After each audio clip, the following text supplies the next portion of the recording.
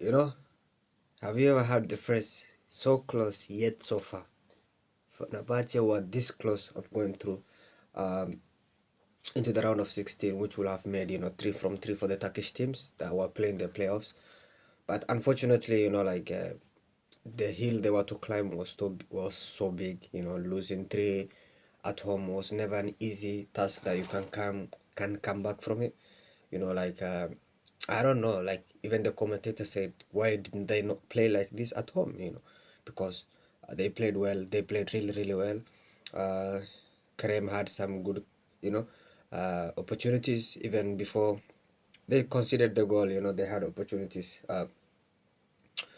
to make it three. And even in just before the halftime, like they got that really, really good opportunity. I think it was Kareem who got it, like two good opportunities. One was missed by Sharif, one was missed by Kareem.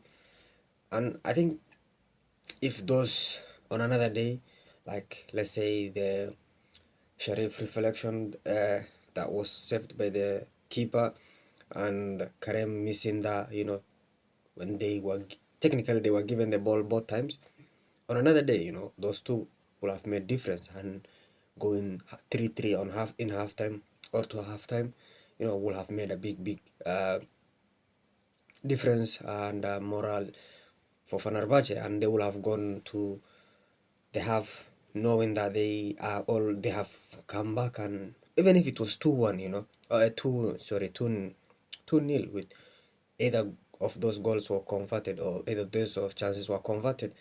But at the same time, like you cannot ask more than what they can deliver, because I think Fenerbahce really, really played well. And it's another game where you see the importance of Guendouzi this season to Fenerbahce, because he was, flawless again. The other players who are not performing were good actually. The likes of Ngolo Conte, who was really, really being criticized since coming, especially if you're a Turkish football consumer through Turkish language. You will have understood what I'm talking about, because every day you hear people really talking about and criticizing him here in Turkey.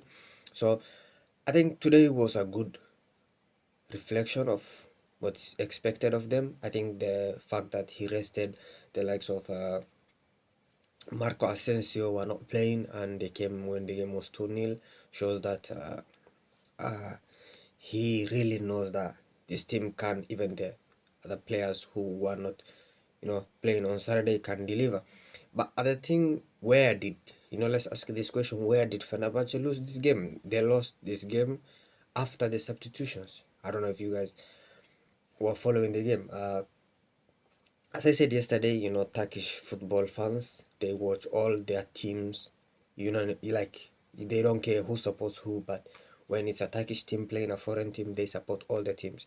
So, you know, today we were watching again, and they was, especially after Samsung won 4-0, they were really happy. Then we all went to watch Fenerbahce, and unfortunately, what killed or what made Fenerbahce lose this game, even though they won technically, but overall they were not able to come back after, is that uh, Nottingham Forest had better players to come on as sub than to start. You understand? Although he came on and uh, what's it called, Igor Jesus came on, uh, and those players, Aina came on, and those players were difference makers. Although he scored the goal assisted by Aina, Igor Jesus was a different threat to what Luka was making, and that's where, Fenerbahce were not having the answers they had in the first half, in the first 60 minutes, because the game can be won and lost in and, out of the substitutions you make. And I think with the substitutions Nottingham Forest made, that's where they won the game. That doesn't mean Fenerbahce substitutions were bad, but when you compare the two teams, Fenerbahce substitutions were more of like same, like the player you take off and the player you bring, they give the same quality. But in Nottingham Forest, the player that you take off and the player you bring on was the player you bring on is better. I think he brought on Odoi, moved Maketi to come, moved Omari Hodgson to the wing, and Omari Hodgson and although he was playing better, I think then he took later one of Makati and Omari Hodgson. I don't remember specifically, but I think those substitutions really made the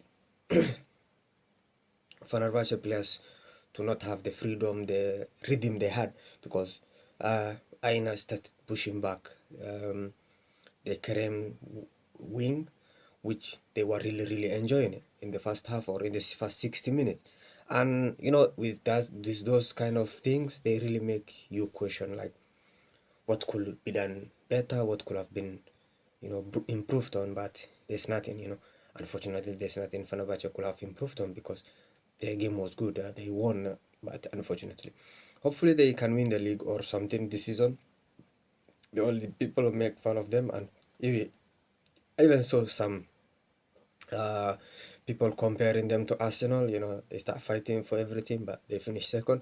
But I think today they showed and they made their fans proud, and anyone who went to that match was really happy. Even here, like so many fans were happy, but they were really disappointed that they lost the first game, and the game was lost in the first leg in Istanbul. You know, like if it was easier or less goals, they would have come back, but the mountain to climb was so big, so they couldn't come back. But what do you guys think? Well, let me know if you have a different opinion than mine, and if you feel like Fenerbahce has chances of winning the league this season, also let me know in the comments below. And until I see you in the next video, be careful, well, take care of yourselves, be safe, and I'll see you in the next video.